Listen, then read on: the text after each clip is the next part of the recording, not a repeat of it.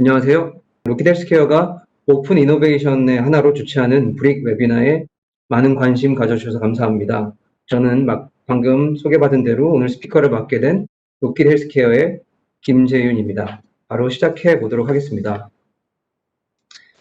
여러분은 조직공학, 즉 티슈 엔지니어링으로 실질적인 펑셔널한 오간을 만들어내기 위해서 어떤 조건이 필요하다고 생각하십니까? 제가 여기서 간략하게 정리를 해보았습니다. 장기를 단시간에 populate, 즉 세포로 채우기 위해서 상당히 많은 양의 세포가 필요합니다. 근데 특히 reliable하고 질병에 노출되지 않은 disease-free stem cell 또는 primal cell을 어떻게 빠르게 배양할 것인가 라는 게 하나 필요하고요. 또 어떤 방식으로 3D 스트럭처를 구현할 것인가, 특히 혈관을 구현할 것인가가 중요하죠. 그리고 그 다음에 ECM, 그냥 싱글 컴포넌트가 아닌 몸에서 이제 빠르게 그렇게 디그레이드 되는 싱글 컴포넌트가 아닌 세포가 원하는 조직 특이성을 유지할 수 있도록 도와주고 세포가 ECM을 분비해야 할 수고를 덜어주는 임플란터블한 휴먼 ECM 소스를 어떻게 대량으로 준비할 것인가, 이것이 또 하나의 문제가 될 것 같습니다. 그리고 코컬처가 가능한, 그리고 가격이 비싸지 않은 코스트 이펙티브한 배양액을 얼마큼 원활하게 공급받을 수 있는가도 중요하겠죠. 그리고 이제 바이오 프린팅이 어떠한 방식으로 구현되든 아직 그 미숙하게 만들어진 성숙이 안 된 그런 컨스트럭트를 어떻게 머추럴할 수 있는 바이오 리액터가 준비되어 있는가, 이것이 또 하나의 저희의 관건이 되겠습니다. 마지막으로 저희 바디 시스템에 연결될 수 있어서 신체의 센트럴 너브 시스템이랑 인터페이스가 연결이 되게 해주는 이 부분도 정말 빼놓을 수 없는 부분이라고 보여집니다. 그래서 아주 융합적인 접근이 필요하는데요. 이번에 너무 이것들은 지금 방대한 주제라서 오늘은 이번 웨비나에서는 두 번째와 세 번째 주제에 국한해서 좀 얘기를 한번 해보도록 하겠습니다. 3D 스트럭처, 베스큘라이제이션, 그리고 ECM에 대해서만 약간 간략하게 짚고 넘어가 보도록 하겠습니다. 이미 여러 가지 방식으로 타겟 조직의 3D 스트럭처를 구현하는 방법들이 많이 소개되었죠. 현재로는 3D 바이오 프린팅이 가장 짧은 시간 안에 원하는 스트럭처를 안정적으로 리프로듀스 할 수 있는 가장 좋은 방식의 하나로 여겨지고 있습니다. 왜 이렇게 장기의 구조가 같은 방식으로 저희가 프린트를 해야 될까요? 그것은 구조가 곧 그 장기의 기능과 직결되기 때문입니다. 가장 좋은 예는 혈관인데요. 혈관은 지금 제가 비디오를 하나 공유를 한번 해보겠습니다. 이걸 한번 보시면 혈관 보시는 것처럼 삼격 구조로 되어 있고 맨 안쪽, 그 다음에 중간이 이 스무드 머슬셀 레이어입니다. 근데 이 혈관의 수축 이완은 이 스무드 머슬 레이어가 이렇게 수축하면서 감당을 하게 됩니다.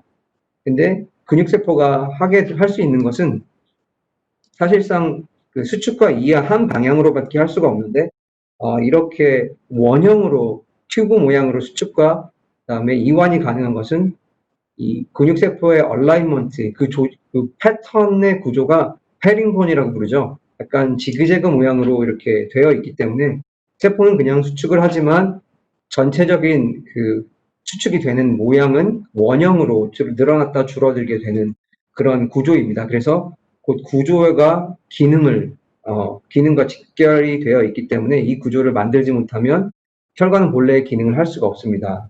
그래서 구조가 기능을 결정하기 때문에 구조의 재현은 곧 기능의 재현이기도 하기 때문에 구조가 상당히 중요합니다. 앞서 말씀드렸다시피 현재 그 경제적인 측면과 빠르게 손쉽게 이러한 구조를 재현할 수 있는 가장 좋은 방법은 3D 프린트인데요. 이 3D 프린팅이 되기 위해서는 많은 조건들이 필요합니다. 네, 여기죠. 많은 조건들이 필요하고요. 그 다음에 실제적으로 바이오 프린터가 제대로 작동하기 위해서는 바이오 잉크가 필요하고요. 또한 기본적인 기능들이 가장 필요한 핵심적인 기능들이 탑재된 바이오 프린터가 물론 필요하겠죠.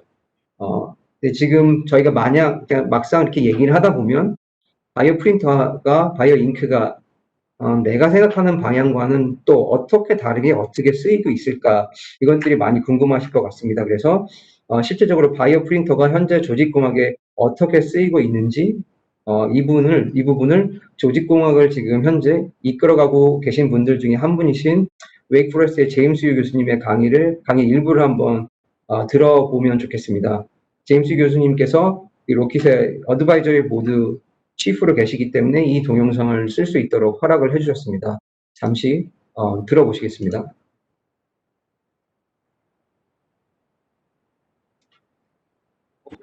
Over the past 30 years, we have followed a strategy that involves the use of cells, biomaterials, and biological factors to build tissues for reconstruction.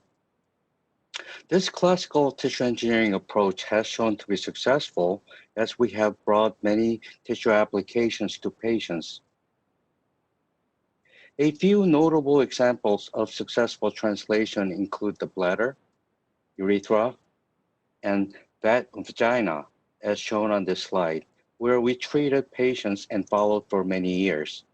These applications are currently being expanded to other clinical applications. While tissue engineering has had initial successes in building many tissues clinically, there exist many challenges that need to be addressed, especially when you're trying to build complex tissue systems. So what are these challenges?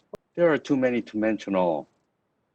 But some of the major challenges we face in the field include vascularization, innervation, development of tissue and organ-specific biomaterials, establishing a universal cell source that could be used across all patient populations without having to worry about rejection, and finding effective method to deliver cells and tissues to target sites.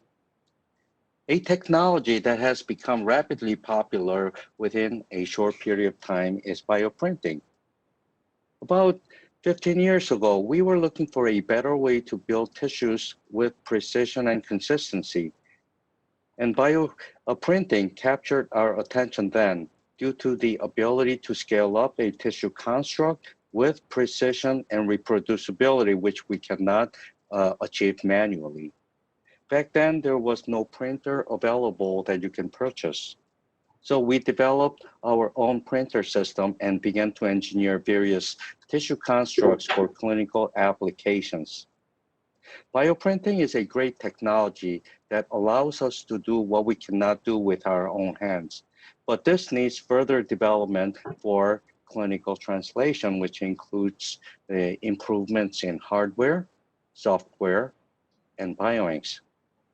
Much of the research efforts have been focused on overcoming technical and scientific challenges. In doing so, new and innovative tools and technologies are continuously being developed to accelerate the translational processes. Recently, the US Department of Health and Human Services came out with a report, A New Vision for Regenerative Medicine. And this report states that regenerative medicine will be the standard of care for replacing tissues and organ systems in the human body. 네. 지금까지 제임스 교수님 말씀을 한번 강의를 잠깐 일부를 들어보셨는데요. 제임스 교수님 말씀에서도 알 수 있듯이 3D 프린팅으로 장기를 구현하기 위해서 상당히 복합적인 프린터의 기능이 요구됩니다. 그중에서 많이 간과되는 부분이 프린팅 할 때 컨스트럭터에 있는 세포의 생존에 관한 부분입니다. 프린팅을 하면서 인큐베이터와 같은 습도, 온도, 공기 조건이 맞지 않으면 맨 바깥쪽 겉면에 있는 세포부터 이제 죽기 시작하게 되죠. 현재 나와 있는 프린터 중에는 이런 인큐베이터의 기능이 없어서 로킷에서 새로 출시한 프린터 닥터 인비브 46의 육축이며 플라즈마 세포 활성 기능 등 첨단 기술이 탑재되어 있지만 더불어서 인큐베이터 기능이 탑재되어 있는 프린터로 출시가 되었습니다. 8월 3일부로 FDA 의료기기로도 등록이 되어 있는 프린터입니다. 여기 보시면 CO2 챔버, 인큐베이션 챔버의 기능과 그 다음에 플라즈마 스테릴라이징 기능이 있고요. 당연히 헤파 필터의 기능이 있어서 클린 벤치와 인큐베이터의 기능을 동시에 갖고 있는 프린터로 저희가 이제 프린팅을 하다 보니까 많은 3D 프린팅을 하다 보니까 이런 요구 조건들이 프린터를 통해서 organ, analogs, 정말 티슈 엔지니어된 오간을 개발하고자 하시는 분들의 니드와 좀 맞아떨어져서 이런 부분들이 지금 새롭게 추가되어 있는 프린터를 저희가 만들게 되었고요. 여기 다시 한번 나오는데요. 그런 스테라라이제이션 기능도 있고, 그 다음에 그 옆에 여기를 보시면 여기 사진에도 나오는데 5개의 축과 한 멜팅, 그래서 현재 나와 있는 거의 모든 소재를 이용할 수 있는 이런 프린터를 저희도 답답한 마음에 만들어서 출시하게 되었고, 또 오토 레벨링과 클린 벤치 기능, 그 다음에 원격 조종 기능을 좀 더해서 연구자의 포텐셜과 편의성을 좀 높일 수 있도록 했습니다. 자, 이제 프린터 얘기가 조금 했는데요. 프린터를 계속 사용하다 말하다 보면 프린터의 성능과 더불어 결국 잉크에 대해서 말을 하지 않을 수가 없습니다. 계속적으로 사용을 해야 되는 릴라이어블한 소재가 있어야 하기 때문이고요. 보시는 것처럼 이상적인 바이오 잉크는 이 6가지 기준을 만족해야 합니다. 현재 나와 있는 잉크 중에 사실 이 6가지 기준을 모두 만족하는 잉크가 사실 거의 없습니다. 조합을 해서 이제 만들려고 하지만 쓰기의 가격과 모든 조건이 딱 맞지는 않고요. 콜라겐, 그 다음에 알지네이트, 피브린, 젤라틴, 그런 잉크들 각각의 장점이 다 있긴 하지만 6가지 조건을 다 만족하지는 못합니다. 물론 잉크젯 프린팅은 조금 다른 방식인데요. 보통 이제 이런 익스트루전 프린팅에서는 그런 지금 제가 말씀드린 건 주로 이런 익스트루전 프린팅의 예인데요. 보통 이제는 피스턴이나 스크루보다는 뉴메릭으로 좀 미세한 조정이 더 가능하기 때문에 뉴메릭으로 옮겨가고 있는 추세이고요. 물론 잉크젯은 이제 적층하는 부분이 조금 쉽지 않아서 이 부분보다는 지금 가격적인 측면으로 일로 옮겨가고 있는 상황이고요. 레이저 프린팅도 있지만 레이저 인듀스 프린팅에서는 이제 소재 리밋이 좀 있습니다. 레이저를 인듀스해서 그런 딜레이션을 이루어야 하는 그런 부분이 있어서 약간 소재 리밋이 있기 때문에 대부분은 지금 현재 이 중간에 있는 마이크로 익스트루전 프린팅에 집중되어 있는 상태고요. 제가 말한 이 6가지 조건은 주로 이 마이크로 익스트루전 프린팅과 연결이 되어 있습니다. 그래서 다음으로 사람들이 많이 쓰고 있는, 연구자들이 많이 쓰고 있는 것이 매트리젤이나 디셀룰라이드 ECM을 쓰긴 하지만 가격의 부담이 또 많습니다. 한 번에 잉크를 쓰다 보면 40만 원에서 이제 60만 원, 70만 원까지 되는 잉크를 쓰기에는 너무 부담스러운 것이 현실이죠. 이 슬라이드는 앞서 보인 6가지 잉크 조건이 어떻게 연결이 되어서 프린팅에 영향을 미치는지를 보여줍니다.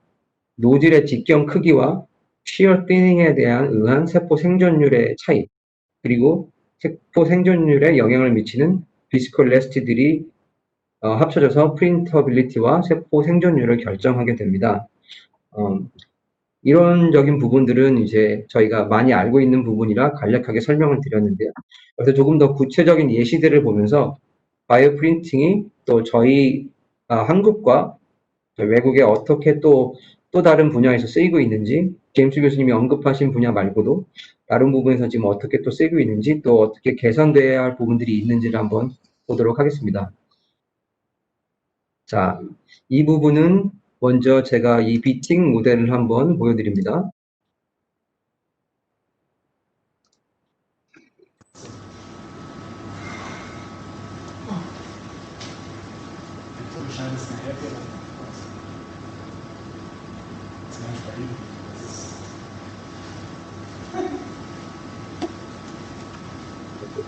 소리는 안 죽여지네요, 잠시.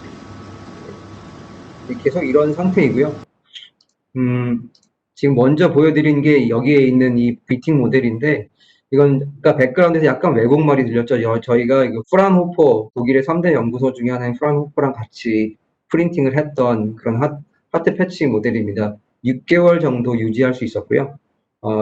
이때는 비스콜레스티가 굉장히 뛰어난 특이한 종류의 알지네이트 재료를 사용했었습니다. 그래서 2D 방식에 비해서 심근세포의 얼라인먼트랑 싱크로나이즈 비팅이 3D로 했을 때 훨씬 뛰어나게 재현되었던 모델이기도 합니다. 물론 이제 여기서 문제는 이 좋은 조건을 갖고 있는 알지네이트라는 재료가 아직은 저희 몸에 넣을 수 없다라는 거죠. 그래서 지금 대체로 써야 할 수 있는, 쓸 수 있는 재료들을 여전히 찾고 있게 되고요. 그것이 현재로서는 저희가 직면하고 있는 가장 큰 문제 중에 하나이라고 볼 수 있겠습니다.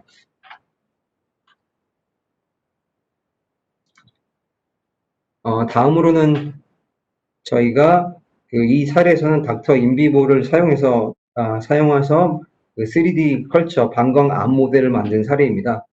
중앙대와 같이 협업이 되었던 모델인데요. 이거는 제작단 방광암 모델을 이용해서 2D 컬처에서랑 3D 컬처에서 케모테라피를 진행을 했을 때 어떤 저항성의 차이가 있는지를 봤던 것인데요. 3D 세포 배양 환경에서 했을 때 이캐디히언이랑 그다음에 T24의 암세포에서 이캐디히언과 N캐디히언의 분비가 더 높았고요. 그다음에 2D 세포 배양에서보다 3D 세포가 어떤 말하자면 저항성이 더 높았기 때문에 약의 효과로서는 펄스 파지티브가 더 2D에서 더 많이 보였던 과장된 효과가 나왔던 걸로 결론이 실험 결과가 나왔습니다. 그래서 이 부분만 보더라도 저희가 3D 프린팅을 사용했을 때 3D 스트럭처를 만들어줬을 때 조금 더 현실에 가까운 저희 몸에 가까운 세포의 활동들을 보면서 조금 더 그 약의 성능을 제대로 살펴볼 수 있는 연구가 가능했다라는 그런 사례입니다. 다음 것은 지방 조직을 이제 만들고 그다음에 줄기세포로 가지고 만들었던 그런 상태인데요. 지금 지방 줄기세포 연구를 했을 때 이제 가장 손쉽게 얻을 수 있는 소재가 지방이고 지방에 있는 ADSC 줄기세포가 가장 개대 배양이 좀 오래 가능한 좋은 줄기세포의 소스인데요. 이렇게 했을 때 대량 증식을 했을 때 가장 큰 문제가 이제 그 스테인리스를 조절하는 것과 얼만큼 많은 양을 빨리 증식시킬 수 있느냐가 문제인데요. 이번 이 사례에서는 한양대와 같이 진행했던 사례인데 요번의 사례에서는 이런 그 마이크로 몰딩을 할 수 있는 작은 스트럭처들을 만들어서 거기에서 이제 3D 바이 프린팅으로 만든 후에 그걸 가지고 세포들을 3D 환경에 맞게 배양했을 때 세포의 이제 그런 스페로이드의 세포의 양과 그다음에 스템네스가 잘 유지되는 것을 볼 수 있었던 그런 사례입니다. 지금 오른쪽에 보시면 그런 줄기세포에 관련된 진들이 좀 많이 발현이 올라간 것들을 보실 수 있습니다. 그래서 인비트로에서 그 가장 그 비슷한 특징을 가지는 세포 분화들이 더 좀 많이 이루어졌던 그런 사례인데요. 그래서 지금 콘트라제닉이랑 오스티오제닉 디퍼런시에이션이 조금 더 원활하게 나왔던 사례들을 이제 보고 계시고요. 이것은 지금 웨이크 포레스트에서 진행했던 여기서는 그 3D 프린팅으로 인비보를 사용하진 않았고 3D 자체 개발된 3D 프린터를 사용했던 그 사례인데요. 제임스 교수님 그 실험실에서 진행했던 연구인데 결과를 좀 요약해서 말씀을 드리면 근육의 이 가로 무늬 근육을 만들 때 이 스트라이에이션 근육의 그 파이버가 만들어지는 그런 모든 경향들이 2D를 했을 때보다 3D를 했을 때 3D 프린팅으로 그런 가이던스를 주면서 만들었을 때 훨씬 더 그 재현율이 높았다. 그리고 마이오 파이버에서 마이 필라멘트로 가는 이 전환율이 많이 상승했던 것들을 볼 수 있고요. 지금 힘도 지금 포스도 보시면 시간이 지났을 때 프린팅이 된 것들이 훨씬 더 그런 그 온라인이 잘 됐다라는 의미는 그 수축이 더 잘 된다라는 얘기이기 때문에 근육의 수축을 보아서도 기본적인 근육의 그 형상을 많이 리스토레이션 했다고 볼 수 있습니다. 이것은 지금 그 마우스에게 임플란트 했을 때 근육의 어떤 포스를 잰 것인데요. 그래서 원래대로 그 근육이 82%까지 돌아왔다라는 보고가 되었습니다.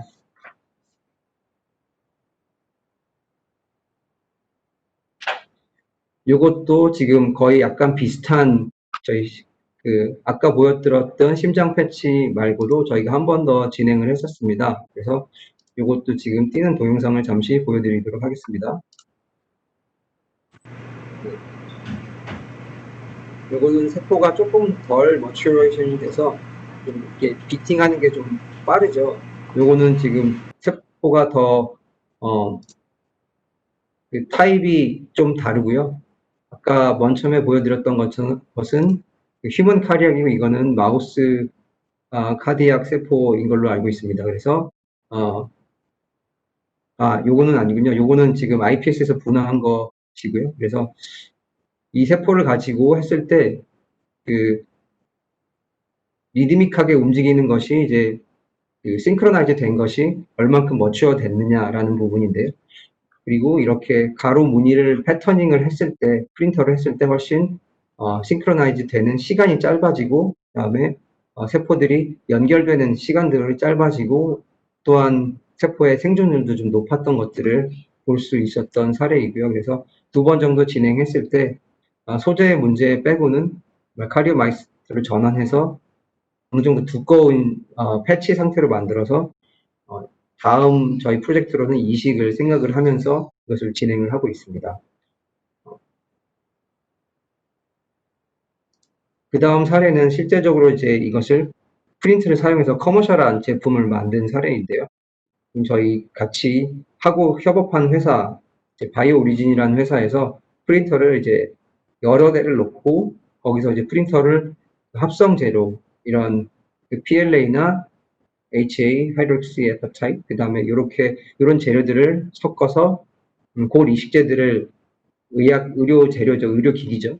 이렇게 프린트를 해서 이거를 의료 재료를 승인을 한국 식약처에서 받은 상태이고요. 그래서 이렇게 프린트 된 것을 환자 맞춤형으로 프린트하는 솔루션으로 해서 가공과 그 다음에 물론 이제 그 실제적으로 의사들과 얘기를 해보니까 마지막에 의사가 다듬어야 될 부분들이 있다고 합니다. 그래서 현재적으로는 지금 맞춤형으로 환자의 그 이식될 부분을 3D 스캐너로 만들어서 보고 그 파일을 옮겨서 이렇게 만들어내는데 시간이 지나게 되면 그런 최종적인 가공 과정도 필요 없도록 그렇게 진행될 예정이라서 실제적으로 3D 바이오 프린터가 임플란트 하는 제품을 만들어 쓰이는 그런 좀 첫 사례라고 할 수 있습니다.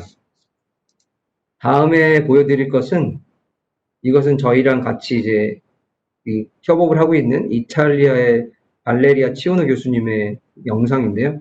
이분은 이제 PCL들을 사용해서 약간은 폴리머 계열을 사용해서 하트 패치를 좀 저희와는 약간 다른 어프로치로 만드셨습니다. 그래서 이것도 한번 보시면 또 여러분 연구에 어떤 인사이트가 있을 거라고 생각해서 준비했습니다. 한번 보시겠습니다. Another aim of the project is the development of a 3D in vitro model of human cardiac fibrotic tissue. In order to achieve this goal, we are following a kind of modular approach, which is based on 3 different steps. In the first step, a bulk material is selected. This should be biocompatible, degradable, and thermoplastic. We focus our attention on polycaprolactone. The second step is the preparation of the scaffold structure. This should be a random or an oriented structure depending on the aims, and we decided to use a rapid prototyping approach in order to obtain a reproducible geometry. So scaffolds were fabricated by melt extrusion additive manufacturing, and we used the Rocket in Vivo 3D printer. We prepared self-supporting scaffolds with different geometries and thicknesses. These are some examples for what concern the 3D scaffolds with non-oriented architectures.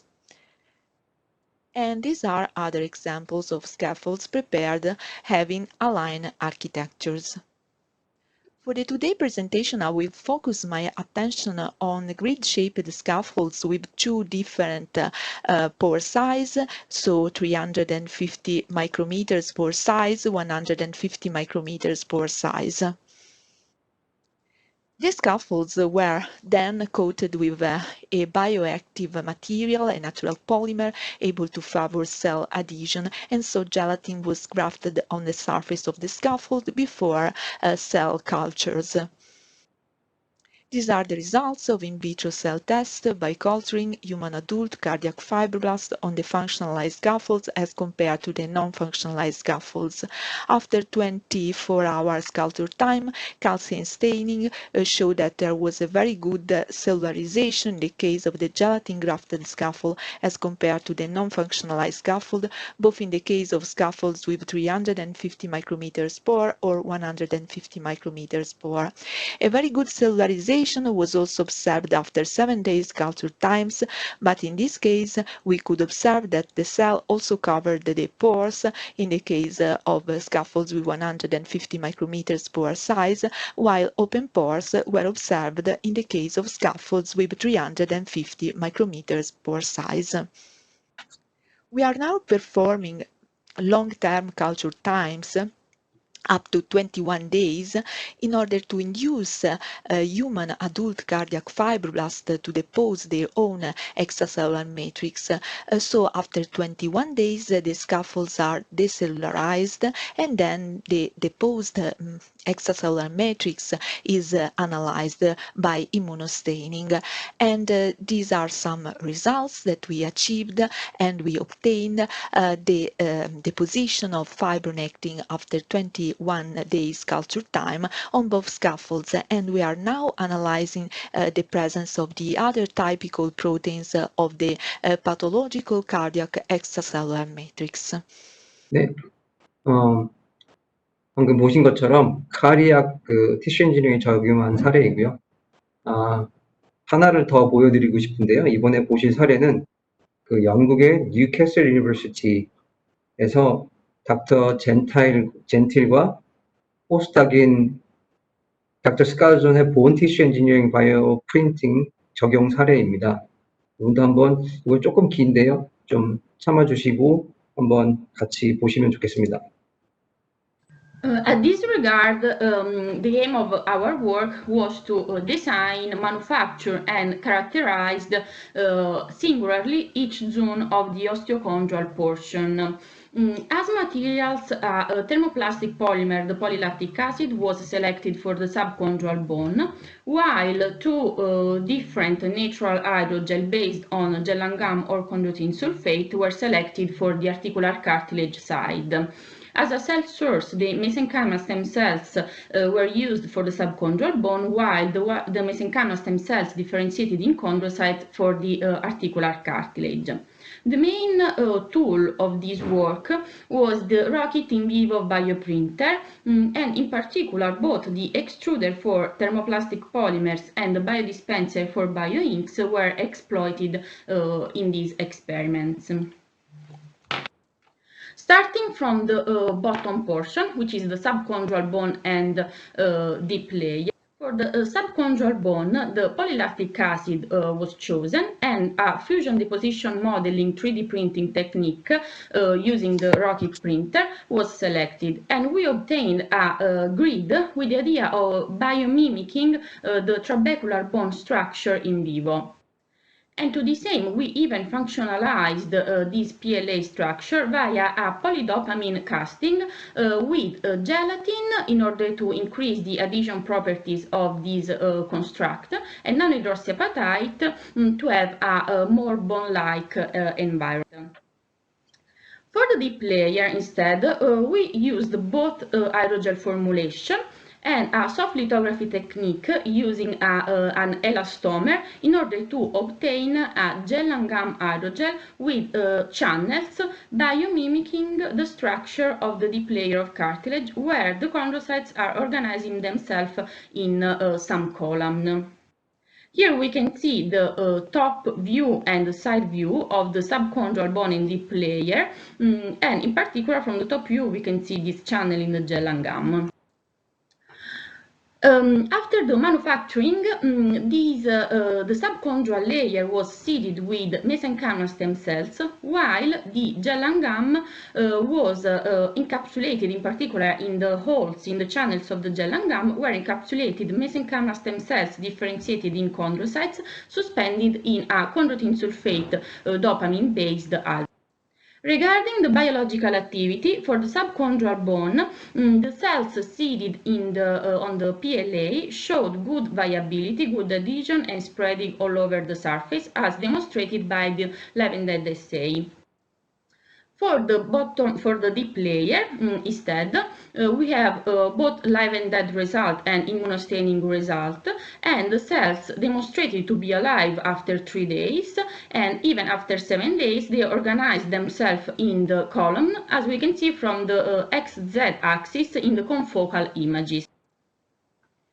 Here we have some scanning electron microscopy result, both in the gel, where we can see the classical chondrocyte rounded shape morphology, and even we can see the presence of the chondrocytes in the holes where they were seeded.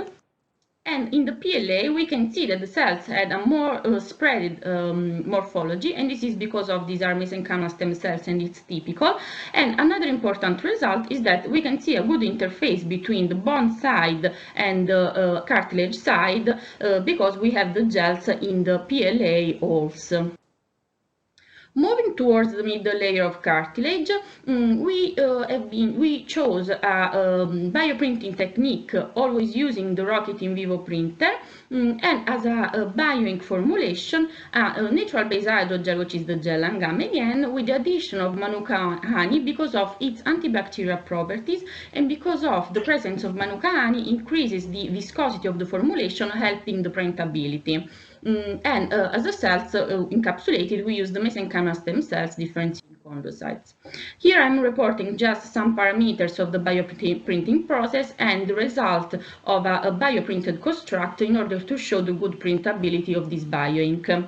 The gelangam Manuka honey formulation was compared with the bare gelangam formulation, and these hydrogels in both cases showed a double cross-linking because of the photocuring and even a physical cross-linking due to the addition of cations in the cellular media. And this helped to obtain a faster gelation time with a double cross-link up to 3 minutes, which is very good for bioprinting application. Even the physical-chemical properties of these hydrogels were very good, of this construct were very good in terms of water uptake. And an important result is the porosity, like the morphological analysis that showed that in both cases, with and without the Manuka honey, we have a good porosity with interconnected pores, and a pore size between 50 and 250 micrometers, which is very good for articular cartilage regeneration application. As well, the results of the mechanical test showed a Young's modulus of around 25 kilopascal in both cases, which is again similar to other hydrogels found in literature for this kind of. About the biological activity, the Levendead assay up to 3 days in both cases showed a good cells viability, and at 7 days the immunostaining analysis showed some differences between the two different formulations, as in the presence of honey led cells to accumulate and to clusterize within the construct.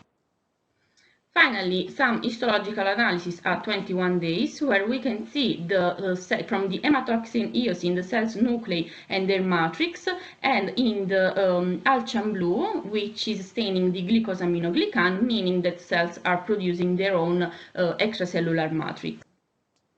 With this work, we fulfilled the challenges of the osteochondral tissue engineering. In fact, with our approach, we biofabricated an osteochondral tissue substitute made of 4 different zones, and this is a very scalable process. And the good thing is that each zone is able to mimic the complexity of the respective layer in terms of cells concentration, their organization, and the morphological and structural properties. And finally, it seems to be good for the biological activity within all the different compartments. And now we are performing other work studying the gene expression and other histological results in all the different zones of the construct. 네, 지금까지 두 번의 두 가지의 사례를 한번 보셨습니다. 카디악 패치 적용 사례랑 그 다음에 이 본 티슈 엔지니어링 적용 사례를 보셨습니다. 이게 마지막으로 보신 사례인데요. 이 두 가지 사례를 보고 여러분은 어떤 생각이 드십니까? 저는 이제 많은 고민과 아이디어의 흔적도 보이는데 종합을 해보면 이런 저희 정말 인체 구조, 조직의 구조를 재현하겠다라는 노력도 있지만 또한 생체 재료의 한계를 좀 극복하고자 굉장히 여러 가지 시도를 한 모습들이 보입니다. 여러분은 어떻게 생각을 하시는지 모르겠습니다. 그래서 진정한 의미에서 펑셔널한 조직을 만들어내기 위해서는 3D 바이오 프린팅과 같이 구조를 재는 기술의 문제가 해결되고 있는 것에 앞서서 바이오 잉크를 보더라도 알 수 있듯이 생체 적합성과 인체 조직과 유사한 바이오 미케니컬, 바이오 케미컬한 성질을 가지고 있는 재료에 해결돼야 할 부분들이 훨씬 많습니다. 현재는 기술의 진보가 그런 미케니컬한 프린팅 기술의 진보가 훨씬 지금 앞서가고 있는 상황입니다. 그래서 우리 몸을 구성하는 세포의 기질, 엑스트라셀룰러 매트릭스는 적어도 300여 가지 이상의 단백질로 구성이 되어 있고 또는 어소시에이트 되어 있는 시그널링 몰리큘들은 500여 가지가 훨씬 넘습니다. 이러한 복잡하고 다이나믹한 ECM을 콜라겐이나 펩타이드 같은 단순한 싱글 컴포넌트로 대체하는 것 자체가 좀 너무 오버 심플리파이된 접근일 수가 있고요. 그다음에 사실 일부의 학문 같은 매트리존 같은 일부의 학문만이 어떤 분야만이 ECM만을 순수한 타겟으로 하는 분야가 있고요. 그 분야 외에는 ECM의 전체적인 특성이 좀 다루어지지 않습니다. 그래서 정보도 제한적이고 ECM에 대한 많은 자료들이 있음에도 조직공학과의 융합이 좀 이루어지지 않는 부분이 많기 때문에 이번 시간에는 제가 이 ECM에 대해서 조금 더 좀 다뤄보고 그다음에 여러분들에게 전달을 드리고 싶은 정보들을 좀 나누려고 합니다. 조금 더 상세하게 말하면 세포가 어태치하는 substrate stiffness를 센싱해서 세포가 이제 분비하는 ECM의 조성을 바꾼다라는 사실은 사실 아직 많이 이제 2000년대 초반에 시작했는데요. 이제 2020년이 되었지만 20년이 되어 가는 학문들이지만 아직 많이 알려져 있지 않고 알려져 있다 하더라도 이 바이오미케니컬, 바이오케미컬 인터랙션을 조직공학에 융합하는 시도가 사실 많지가 않습니다. 이 스티프네스를 일라스틱 모듈러스라고도 부르는데요. 파스칼 단위로 표기를 하는데 예를 들어 이제 1파스칼의 그 모듈러스 환경인 부드러운 조직에서 나오는 세포를 3기가 파스칼 정도 이쪽 지금 넘어가는 상황이죠. 그럼 배양 플라스틱 접시, 티슈컬처 접시의 그 스티프네스가 3기가 파스칼 정도 됩니다. 이런 접시라고 치면 거의 1kPa의 몇백만 배가 되는 이런 단단한 표면에서 세포를 키우면 마치 부드러운 조직에서 암이나 파이브로시스가 일어난 조직의 ECM처럼 그 구성이 변하게 됩니다.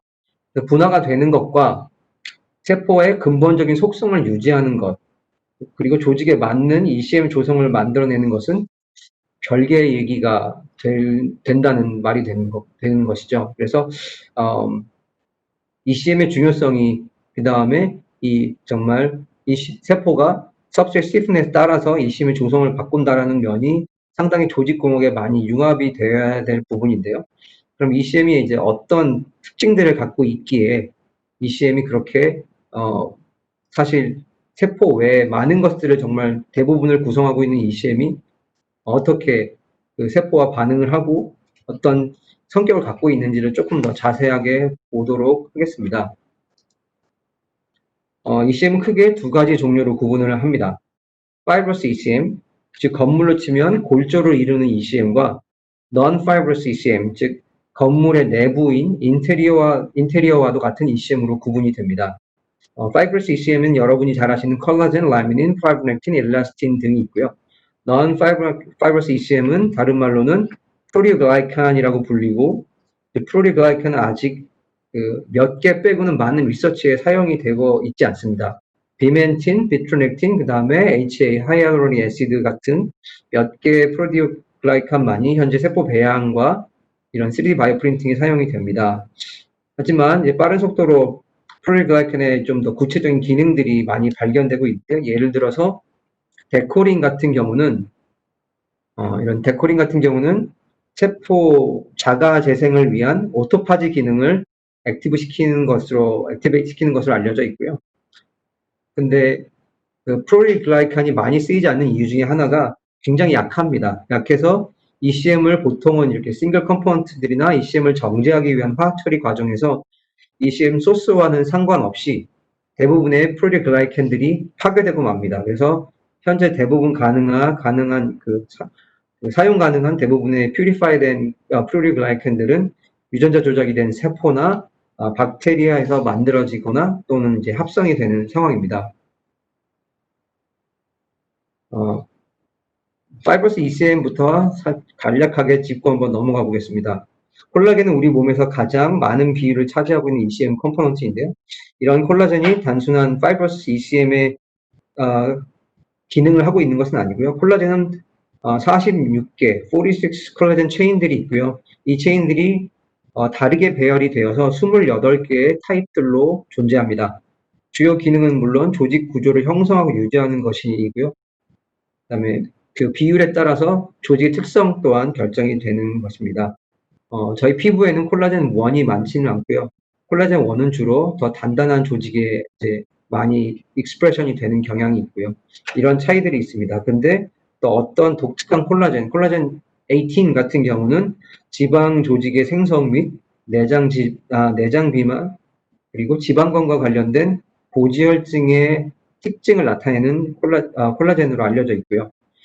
조금은 다른 기능을 가지고 있습니다. 파이브렉틴 같은 경우는 세포에 이제 세포가 ECM에 어태치먼트 할 때 어소시에이트 되어 있는 그런 ECM인데요. 특히나 이제 미케노 센싱, 아까 말씀드렸던 것처럼 서브스트레이트 stiffness의 미케노 센싱과 직접적인 연관이 되어 있어서 사실 파이브렉틴은 세포가 서브스트레이트를 센싱하고 ECM의 조성을 바꾸는데 결정적인 역할을 하는 것으로도 알려져 있습니다. 옆에 보시는 것이 이게 라미닌이고요. 라미닌은 십자가 모양으로 쓰였습니다. 그래서 보통 세 가지 체인으로 이루어져 있는데 라미닌은 이제 그래서 헤테로 오트리메릭 셀프 어셈블링 몰리큘로 이제 알려져 있고요. 그다음에 글라이코프로틴 계열인데 베이스먼 멤브레인의 주 성분이기도 합니다. 그래서 라미닌은 독특한 그런 셀프 어셈블리한 십자가 모양들이 이렇게 늘어서면서 서로 이제 연결이 될 수 있어서 대부분의 iPS 또는 까다로운 줄기세포는 라미닌 코팅 위에서 배양이 가능하죠. 그렇지만 이제 줄기세포라서 세포 배양의 증식이 굉장히 아이디얼할 수 있는데 라미닌 베이라 1 체인이 좀 많이 있을 때 그것이 세포의 노화를 유도하든가 아니면 세포 노화가 이미 일어났다는 증거가 되는 것으로 또한 알려져 있어서 라미닌이 무조건 또 아이디어란 초이스만은 또 아니게 됩니다. 약간 간략하게 그 파이브러스 ECM을 먼저 말씀을 드렸고요. 이제는 이제 non-fibrous ECM, 프로리글라이칸들을 잠깐 말씀을 드리면 이제 이런 프로리글라이칸의 세부적인 분류가 만들어진 지는 한 20년 정도 지났습니다. 근데 조직공학을 연구하는 분들이 ECM을 말씀을 하실 때 아주 자주 언급되는 토픽은 아니에요. 주된 이유는 현재는 이제 HA를 제외하고는 경제적인 규모로 프로리글라이칸을 합성하거나 정제할 수 있는 기술이 아직은 없습니다. 그래서 구하기가 되게 어렵고요. 사실 다른 프로리글라이칸은 연구 목적으로만 지금 만들어지고 있는데 상당히 비쌉니다. 여러분 아시겠지만 비멘틴, 비트루넥틴 굉장히 비쌉니다. 그래서 프로리글라이칸은 좀 앞으로 많은 기술들이 조금 더 발전이 되어서 여러 가지 종류를 생산할 수 있어야 하는데 일단 어떤 프로리글라이칸들이 있는지 한번 보겠습니다. 프로리글라이칸은 적어도 지금 세 가지 분류로 나눠져 있습니다. 세포 내에 있는 것과 세포 표면, 그 다음에 extracellular 프로리글라이칸 세 가지 종류로 나눠져 있는데요. 지금 저희의 이제 주된 관심은 이쪽에 extracellular 프로리글라이칸입니다. 한 25개의 유전자가 이제 스플라이싱이랑 다른 방식을 통해서 이제 이 프로리글라이칸들을 코딩하게 되는데요. 사실 저희가 뭐 많이 저 딴에는 제가 많이 알고 있지는 못하지만 제가 알아본 바로는 굉장히 많은 연구가 진행이 된 걸로 알고 있습니다. 적어도 베코린만으로도 3,000편이 넘는 논문들이 지금 현재까지 나와 있고요. 그다음에 이런 특히나 이제 extracellular proteoglycan의 특징은 high lactance, aggrecan, veriscan, brevican, 그다음에 small leucine rich proteoglycan으로 나눠지는데 이들의 공통적인 특징은 200 메가달톤 이상의 supramolecular complex를 구성하기 때문에 굉장히 많은 스페이스를 대부분의 골조를 빼면 골조를 만드는 파이브러스 ECM을 제외하면 대부분의 스페이스를 이 프로티글라이칸들이 차지하고 있고요. 그다음에 워터 몰리큘을 홀딩한다거나 세포가 이동한다거나 세포와 가장 많은 인터랙션을 하고 또한 그 성장 인자를 담지하는 역할 정도를 또한 담당하고 있는 이런 프로티글라이칸들이 이런 복잡한 역할들을 많이 감당하게 됩니다. 조금 더 이것 말고도 자세한 내용을 좀 알기 원하시면 제가 요 밑에 리뷰 아티클 하나 지금 추천을 해드리는데요. 지금 그 로조 에러 이분들이 이제 만들어 놓으신 발표하신 리뷰 페이퍼를 한번 Comprehensive Nomenclature of Proteoglycan 요 아티클 한번 읽어보시기를 추천을 드립니다. 이런 프로티글라이칸의 다양한 것과 그 다음에 역할들을 보면 사실 저희가 알 수 있는 거는 맨 처음에 말씀드렸던 것처럼 하나의 구성 요소인 그 파이브러스 ECM 하나만으로는 조직 재생에 정말 충분하지 않다라는 것들을 이제 알게 되는 것 같습니다. 그래서 이런 프로티글라이칸들이 없으면 세포가 그 어떤 컨스트럭트에 어태치먼트를 했을 때 그 상당히 다른 원래는 저희가 뭐 간을 만들고 싶었다거나 아니면 원래는 그 다른 조직 뭐 판크레아를 만들고 싶었다거나 아니면 또한 뭐 조금은 더 머슬 같은 것들을 만들고 싶었을 때 다르게 반응하는 그 세포 때문에 ECM이 다른 조성으로 만들게 되고 결과적으로는 그 다른 ECM 조성이 그 저희가 의도했던 것과는 달리 조직의 기능을 못 나타나게 하는 방식으로 아주 부드러운 조직이어야 하는데 콜라겐 1이 너무 많이 발현이 되면 정말 파이브로시스가 일어난 것처럼 섬유화가 된 것처럼 그렇게 조직의 실질적인 기능을 방해할 수 있다는 점에서 이런 프로티글라이칸들이 사실 조직공학에 융합이 되어야 한다라는 것들이 지금 저희가 볼 때는 굉장한 중요한 사실이라고 보고 있습니다. 단일 ECM 성분들은 사실 아주 잘 정의가 되어 있기 때문에 기본적인 생물학 연구에는 이제 보시는 것처럼 이제 많이 사용이 되었습니다. 많이 사용이 되었는데 생체 미세 환경을 요약하려면 좀 복합적인 상황을 복합 컴플렉스를 홀 ECM을 고려해야 된다는 것들이 이제는 많이들 지금 아시고 계시기 때문에 EHS 마우스 종양에서 G 종양에서 유래된 매트리체 같은 ECM 복합체가 이제 홀 ECM의 범주에 속한데 사실 성능이 좋기 때문에 성분이 어떠한지를 사실 저희가 많이 저도 그랬고 저도 한 10몇 년 매트리제를 썼는데요. 성분을 사실상 따지지 않았고 30년 동안 매트리제는 시장에서 사용이 되었습니다. 오늘날에도 소수의 유형을 제외하고 신장 오가노이드 같은 경우를 제외하고는 정말 대부분의 오가노이드에서는 이 매트리제를 써야만 제대로 된 성장이 이루어진다라고 잘 크기가 커지고 모폴로지들이 갖춰진다라고 말을 하고 있습니다. 이번에 다른 방식으로 해보면서 꼭 그렇지만은 않다라는 걸 저희가 보게 됐지만 사실상 잘하는 성장과 볼 때 그거와 기능들을 갖춰가는 걸 볼 때 네, 시장에 나와 있는 제품 중에서 매트리젤이랑 매트리젤 홀 ECM이 이제 ECM의 기능을 가진 제품 중에서는 아직 가장 많이 쓰이는 제품이기도 하죠. 근데 이제 다음 슬라이드에서 보여드리겠지만 매트리젤 구성이 사실은 암 성장을 위해서 만들어졌기 때문에 기계적 성질, 그러니까 그 일라스틱 모듈러스도 문제이고 그 다음에 각 조직 특성의 ECM 수첩, ECM 구성이랑 일치를 하지 않기 때문에 사실 정상적인 인간 그 어떤 조직의 ECM 구성은 아니라는 것을 보여줍니다. 이제 보시게 될 텐데요. 더욱이 이제 이런 제노한 이종 종양률의 ECM은 배치 대 배치 베리에이션은 조직에서 만들어 놓은 거기 때문에 굉장히 크다는 건 말을 할 필요도 없이 임상 적용이 또 불가능하기 때문에 시스템을 다 어떤 연구자분께서 오가노이드나 어떤 조직을 매트리제를 사용해서 만들었다가 하더라도 몸에 넣을 수 있는 재료를 다시 찾아야 되는 번거로움이 또 있다라는 거죠. 그래서 이제 이런 얼터너티브 솔루션들이 좀 제시되고 있는데요. 물론 휴먼 티슈는 이제 사실 휴먼 티슈도 알로제닉이긴 하지만 공급량이 굉장히 적고 조직은행에서 갖고 와야만 하고요. 뭐 디셀룰라이즈 애니멀 티슈든지 휴먼 티슈든지 이 두 가지는 전부 다 사실 디셀룰라이즈 된 그런 ECM들인데 이제 경제적인 문제가 있고 또 하나는 이 디셀하는 과정이 프리글라이칸들을 정말 많이 손실시키는 과정이라서 사실 매트리제를 비해서 아직도 많이 각광을 받지 못하고 있었고 한동안 잠깐 인기를 얻었다가 지금은 다시 좀 많이 찾지 못하고 있는 실정이고요.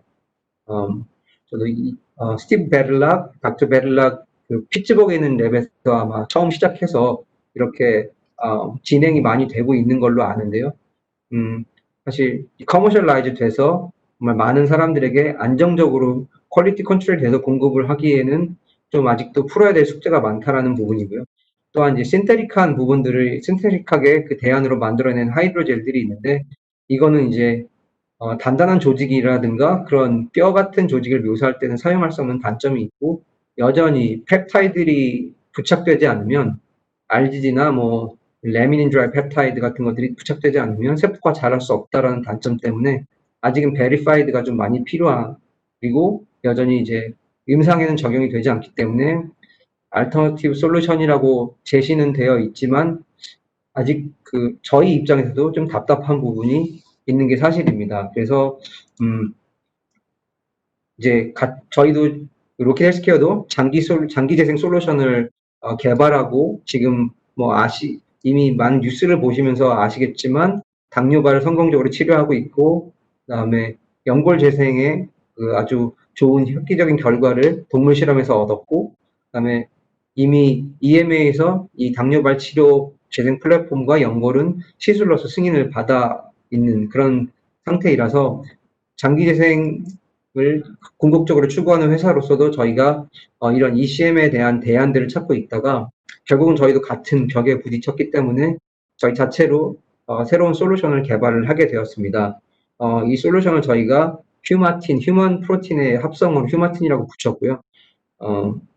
세포는 이제 저희 소스로 세포를 채택을 했습니다. 왜냐하면 세포는 제한 없이 배양이 되고 확정될 수 있기 때문에 첫 번째로는 언리미티된 소스이고요. 그 다음에 세포 유형을 바꾸면 그 타겟 올간, 그 다음에 조직 그런 저희가 궁극적으로 만들고자 하는 조직의 ECM에 가장 가까운 조성의 ECM을 얻어낼 수 있고요. 그 다음에 배양에 필요한 모든 서플리먼트와 배양 과정이 이제 컨트롤되는 과정들이기 때문에 배치 간의 변동이 배치 투 배치 베리에이션이 최소화된다는 장점이 있기 때문에 세포를 소스로 해서 이런 홀 휴먼 ECM들을 만들게 되었습니다. 휴마틴은 이제 사실 커머셜하게 만들어지지 않았던 홀 ECM 제품인데요.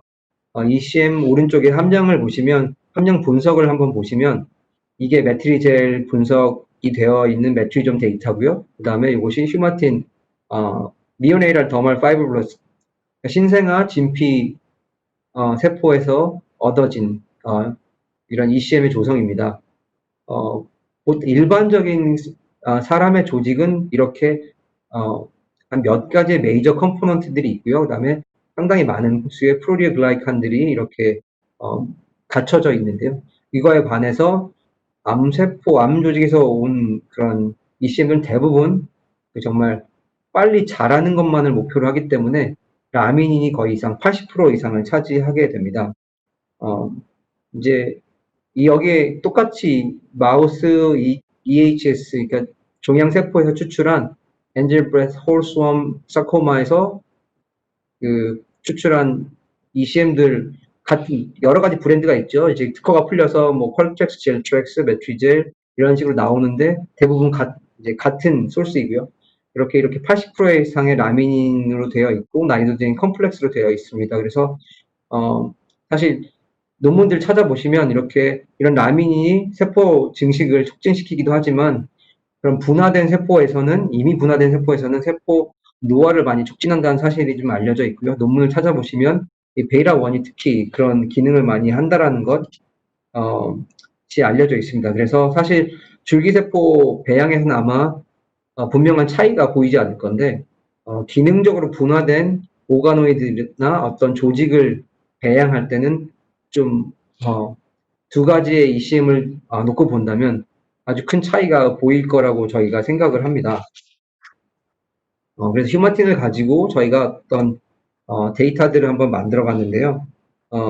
시럼 스트라베이션인 경우 세포의 서바이벌을 높여주는 기능을 저희가 알 수 있었고, 그 다음에 인비트로 운드 힐링 에세이에서 세포가 더 빨리 프리퍼레이션을 하고 이 스크래치 에세이, 말하자면 이 부분을 긁어내고 휴마틴이랑 레트리질이랑 다른 것들로 코팅을 했을 때 더 빨리 이동하는 것들을 저희가 볼 수 있었고요.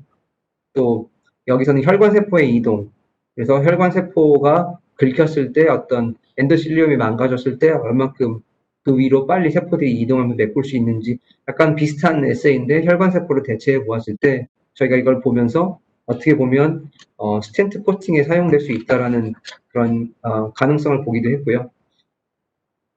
요것은 지금 휴마틴을 세포 애그리게이션을 위한 그 내추럴 스캐폴드 용으로 해봤던 사례인데요. 저희가 같은 세포를 넣고 배양을 했을 때 이 가장 큰 면적을 보면 2배 이상 가까이 차이가 나는데요. 그 말의 의미는 세포가 이 내추럴 스캐폴드 주위로 뭉쳤을 때 디퓨전이랑 그러니까 뉴트리션이랑 옥시전이 잘 들어갔다 나올 수 있는 이런 디퓨전 할 수 있는 그 범위가 굉장히 넓어졌다는 걸 의미해서 저희가 마이크로 캐리어 대신 사용할 수 있을 것 같아서 그 지금 효율을 보고 있습니다. 그래서 바이오 리액트 배양 그런 세팅에서 휴마틴이 사실은 이런 면에서 치료용 세포, 그 세라피릭 셀 배양에 많은 장점을 갖고 있다는 것 또한 저희가 한번 확인을 했고요. 또 이제 바이오 잉크에 지금까지 바이오 프린터 얘기를 많이 했었는데 바이오 잉크에 저희가 섞어줬을 때 물론 세포 생존율은 좋지만 휴마틴을 첨가했을 때 훨씬 세포가 잘 뻗는 것들 또한 확인을 할 수 있었습니다. 휴마틴의 마지막으로 이제 여러분께 보여드리고 싶은 거는 그 또 다른 적용, 지금까지는 3D 프린터로 마크로한 적용 사례들을 대부분 보여드렸다면 이번에는 이제 오가노이드, 미니 장기라고 불리는 오가노이드의 적용 사례를 한번 보여드리고 싶은데요. 이건 최근에 나온 이제 협업으로 통해서 나온 결과이고요. 한국에 있는 대학과 NIH와 이렇게 로키과 세 군데가 협업을 해서 연구를 하게 되었습니다. 특히 이제 살리버리 글랜드 오가노이드, 침샘 오가노이드인데요. 아시다시피 살리버리 글랜드는 아시나이, 그 다음에 덕탈 시스템과 마이오 에피셀리얼 셀, 그 다음에 인터스티시엄으로 구성되는 분비 조직인데요. 살리버리 글랜드는 주요 3개의 글랜드로 구성이 되고요. 이제 매일 적어도 1리터에서 1.5리터 정도의 타액을 분비하게 되는데 이는 위장관의 건강과 기능, 그 다음에 또 입 안의 건강, 그다음 면역 체계의 필수적인 요소입니다. 그래서 이 두 가지 질병이 가장 큰 지금 질병이라서 조금 더 펑셔널한 정말 타액이 분비가 되면서 분화가 잘 된 오가노이드들이 실질적으로 임플란트가 필요한 오가노이드들이 요구가 되고 있는 상황입니다. 거기에 언맨 니드가 있고요. 그래서 현재는 그렇지만 언클리한 좀 구분이 되지 않는 점액, 그 다음에 완전하게 펑셔널라이즈가 되지 않은 오가노이드가 많이 보고가 되고 있어서 이번에 로킥과 NIH와 한국에 있는 대학 세 곳이 합쳐져서 조직별 ECM 또는 줄기세포율의 ECM을 통해서 좀 더 완전히 분화 쪽으로 많이 가 있고 조직과 가까운 오가노이드를 만들 수 있지 않을까라는 가정하에 저희가 함께 협업을 했었습니다. 이번에 그 2020년 ISCR에 발표를 하게 되었는데요. 보시면 두 가지로 배양을 해서 비교를 해봤습니다. 컬처 방식도 두 가지로 했었는데요. 매트리즈 저희 ECM으로는 플로링 컬처, 서스펜션 컬처로만 배양을 했었고, 매트리젤 가지고는 이제 도움 방식이라든가 또 매트리젤도 플로팅, 서스펜션 컬처 방식 이런 방식을 가지고 한번 비교를 한번 해보면서 같이 했습니다. 이제 그 본메로 MSC에서부터 추출한 휴마틴과 그다음에 살리버리 글랜드 줄기세포로부터 추출한 휴마틴으로 오가노이드를 배양을 했는데요. 본메로 MSC 휴마틴 그다음에 로 자란 그 오가노이드를 보면 본메로 MSC나 살리버리 글랜드 스템셀로 자란 오가노이드를 보면 그 마커들이 구분이 되어 있는 것들을 보실 수가 있습니다. 그 베이즐 셀 마커랑 루미넌 셀 마커 K5, K7이 이렇게 명확하게 구분이 되어 있는 걸 보실 수가 있는데 이게 보통 조직에서 일어나는 현상이에요. 근데 매트리젤 같은 걸 보시면 구분이 좀 섞여 있는 부분들도 있고 많이 벌어졌고 확연하게 구분이 안 돼 있는 부분들이 많습니다. 그런 차이를 저희가 한번 처음 보게 됐고요. 그 다음에 매트리젤로 배양한 오가노이드랑 비해서 그 뮤커스 아시나 마커인 뮤신 7은 주로 휴마틴 MSC 쪽에서 더 발현이 잘 되어 있었고요. 그 다음에 서블링걸 그 오가노이드에서 저희가 휴마틴 그 살리버리 글랜드 스템셀로 만든 서블링걸 오가노이드에서 그 아밀라이스 1A 그러니까 세러스 살리바 아시나 마커가 조금 더 잘 발현되어 있는 부분들을 확인할 수 있었습니다.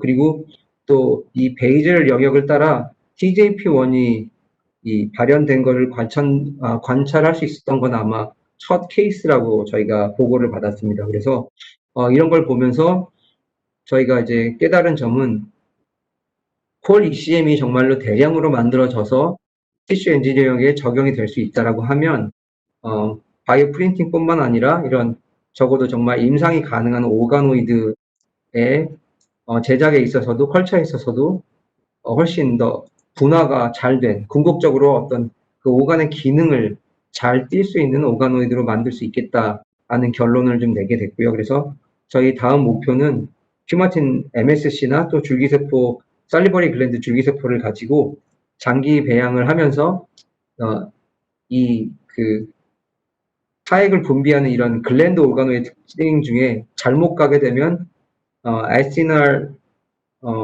그 더멀 메타플레이시아, 그러니까 악시날 덕탈 메타플레이시아라고 ADM이라고 부르는 현상들을 계속 보게 되는데 그것들을 최소한으로 줄이면서 분화의 기능을 향상시키는 것을 목표로 하고 있습니다. 긴 시간 많이 들어주셨는데요. 그래서 저희가 그 휴마틴이 제공하고 싶은 여러분께 드리고 싶은 가치는 처음과 시작이 동일할 수 있다라는 가치입니다. 줄기세포를 포함한 프라이머리 휴먼 셀에서 유래한 홀 ECM은 결과적으로 여러분의 연구가 임상으로 이어질 수 있도록 도와주고요. 그다음에 그렇기 때문에 새로 시스템을 다 갖추고 나서 새로운 임상 재료를 찾을 필요가 없고 또한 이제 현재 시스템에 아주 쉽게 적용이 될 수 있는 장점이 있습니다. 그래서 좀 필요하지만 지금까지 존재하지 않았던 새로운 솔루션들을 여러분이 찾고 계신다면 아마 로킷은 여러분이랑 공통된 비전을 갖고 있다고 생각을 합니다. 그래서 로킷과 연결되어서 하고 계시는 중요한 연구가 환자에게 꼭 적용될 수 있는 데까지 발전이 되었으면 좋겠습니다. 그래서 더 구체적인 실험이나 공동 연구를 원하시면 그리고 저희가 방문해서 더 디테일한 얘기를 하기를 원하시면 저희 좀 이따가 서베이 그 Q&A 시간 지나서 서베이가 있을 텐데요. 꼭 참여해 주셔서 같이 또 만나서 이야기할 수 있는 시간이 있었으면 좋겠습니다. 네, 긴 시간 들어주셔서 감사합니다.